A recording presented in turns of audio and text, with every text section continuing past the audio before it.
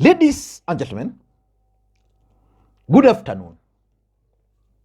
5 individuals in this country are definitely going to feel the wrath of William Samoei Arap Ruto. The DP, I think the eviction party of the Hustler Mansion is loading. That one you can take to the bank. Very soon there will be an eviction party from the Hustler Mansion in Karen, and I can assure you it is loading. And I know you know them. I can name them. David Murathe is going to feel the wrath of William Ruto the next 5 years. Na mimi nawauliza nyinyi ambao mumeamua muko huko Jubilee headquarters, lakini mumeamua candidate wenu ako Orange House. Sasa mnangojea mnafanya nini Jubilee House? Si mutoke Jubilee House muende Orange House. Rafael Tuju is going to feel the heat. Francis Atwoli is going to feel it. Now let me leave you with the two so that I can see if you know all these 5 people. Because the 5 individuals were actually close allies of President Uhuru Kenyatta. And they formed his deep state. And today, the EACC has summoned David Murathe and Cyrus Jirongo. And confirmed reports also indicate that Francis Atwoli has also been summoned, though it's still not yet confirmed. Why would William Ruto use EACC to withdraw charges against people who were previously under investigations, but issue new summons to President Uhuru Kenyatta's allies? Kaka uzuri wake, kae nae. Kama unataja ubaya wake, toka uache wale wengine waendelee. For those who want to drive the rest of us into a corner in a government that we created together, that we look for together, and on an agenda we sold to the people of Kenya together, we want to tell them we are gentlemen. We are not going to respond to you. Let us focus on David Murathe. David Murathe was a very close ally of President Uhuru Kenyatta. As a matter of fact, you could easily tell the thinking of the president by studying David Murathe. Just like right now, if you want to understand William Ruto's thinking, you just need to follow Kipchumba Murkomen. Just like Raila Odinga, you simply follow Junet Mohammed. So David Murathe was a very close ally of President Uhuru Kenyatta. But he gave William Ruto headache because William Ruto had expected President Uhuru Kenyatta to support his bid. The handshake happened, and from nowhere, the president refused to support. The former president refused to support his deputy. As fate would have it, William Ruto struggled, and he ended up becoming the president, the 5th president of the Republic of Kenya. But David Murathe remained a marked man. So in this video today, I want us to look at why William Ruto, through EACC, has summoned David Murathe. Before we do that, in case you're watching the channel for the first time, please take a second or two, click that subscribe button so that next time we produce a video like this, YouTube will automatically notify you. And to the subscribers, I want to continue thanking you guys for your continued support. Because without that support, this channel cannot be where it is. And I want to make an appeal to you guys. Please give this particular video thumbs up. That's the best way you can support the channel. Now, let us get back to the main issue.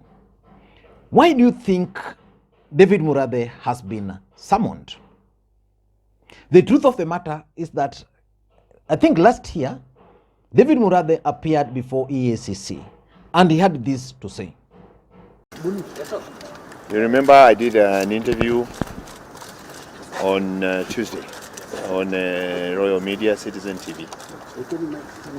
In that interview, I said I have certain evidence of persons associated with the deputy president who were linked to this famous company called Kilik.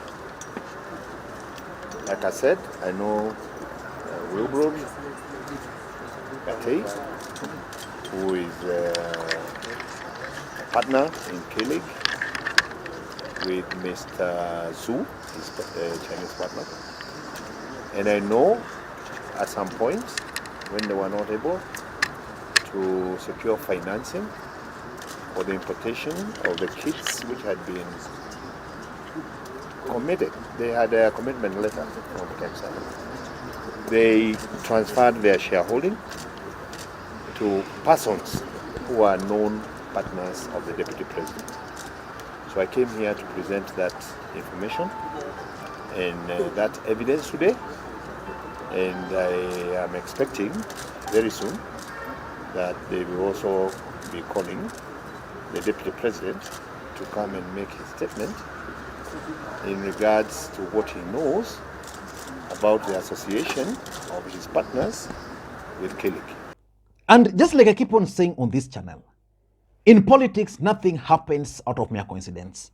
There must be an objective behind the summons by EACC to Murathe, Jirongo, and to some extent Francis Atwoli. This is the information which I've gathered. Let me just read it for you. The EACC summons on Murathe, Jirongo, and Atwoli is over 200 million land saga in Nairobi. They are accused of receiving the money through a company belonging to Jirongo. The company received the money from the Nairobi County as compensation for a land it claimed in Mukuru slums. An investigations by EACC established the land in question belonged to a public primary school and dispensary, and neither the company nor the three had a title deed to warrant the claims.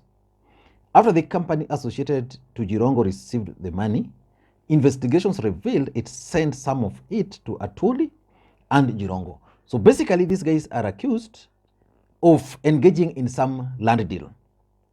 And Murathe and Atwoli are being accused of receiving this money through a company belonging to Jirongo. So this company belonging to Jirongo received the money, and immediately money landed into the account. The accounts were then wired to Jirongo, and wired to Atwoli and David Murathe. So for Atwoli and for Murathe, I think their work will be easy.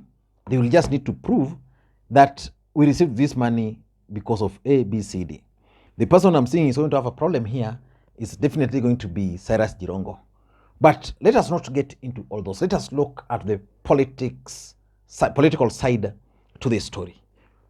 What message are we getting from this? Number one, William Ruto is a vengeful man and is on a revenge mission. It is payback time. These two gentlemen, Murathe and Atwoli, really frustrated William Ruto. And it was expected that immediately William Ruto was going to take over, they were going to be in problem. William Ruto is considered to be one of the people who rewards loyalists. William Ruto is credited for rewarding loyalists, but at the same time, he's also known to really punish or revenge on those who opposed him. William Ruto is now the president of the Republic of Kenya. And that can actually explain why the speed of these investigations, because William Ruto became the president just the other day. The case of Aisha Jumwa, Linturi, and the rest could not proceed. But this particular one, they were able now to link it to Atwoli and to link it to Murathe. So basically, in my view, I tend to think that William Ruto is just a man on a revenge mission. Number two, I also tend to think that William Ruto is using this strategy to force Uhuru Kenyatta's allies to support his government. Because all these politicians, they have skeletons in their cupboards. You go to those allied to Ruto, if you open their files, very dirty. You go to those allied to Raila and Uhuru, you open their files, very dirty. But now because William Ruto is in government, he can actually weaponize the war on corruption. The way these two gentlemen during Uhuru Kenyatta's regime also did to him. So for me, I'm looking at William Ruto as someone who is trying to force these gentlemen to to support him. And that can explain why the other day you saw Francis Atwoli going to meet with Musalia Mudavadi at ANC party headquarters. That's something that Atwoli would not have done before. That Francis Atwoli going to Musalia Mudavadi's office to look for him. That's something which would not have happened. So basically it's trying to force these people, and very soon you'll start seeing them agreeing to support William Ruto. The other day I saw Francis Atwoli supporting the changes to NSSF, something which he had opposed previously and completely opposed it. But this time around, yes, he agreed to it. Number 3, Ruto is also keen on silencing the opposition. If you are opposing William Ruto, if you are planning to oppose his government, and you see him going for Atwoli, you see him going for Uhuru Kenyatta, going for Murathe, a person considered to be a close associate of Uhuru Kenyatta, what would you do? Would you proceed? Most people are going to remain silent because they don't know who they will come for next. And lastly, I also tend to think that it could be a coded message to Uhuru Kenyatta that is actually coming for him. And I want to link this to Kinoti case. You know, Kinoti performed this job. And if you look at all those people who are in the deep state, the only person who was genuine and sincerely supported Uhuru Kenyatta was David Murathe, especially in the security sector. These other ones never did that. But William Ruto is now going for them. He's going for Kinoti, he's going for these guys. So basically sending a message to Uhuru Kenyatta that I can go for all these your allies and you will do nothing, or I can even come for you and we won't do anything. I don't know what you think, but for me, those are the 4 objectives which I think William Ruto intends to achieve through the arrest, through the summon of these close allies of President Uhuru Kenyatta.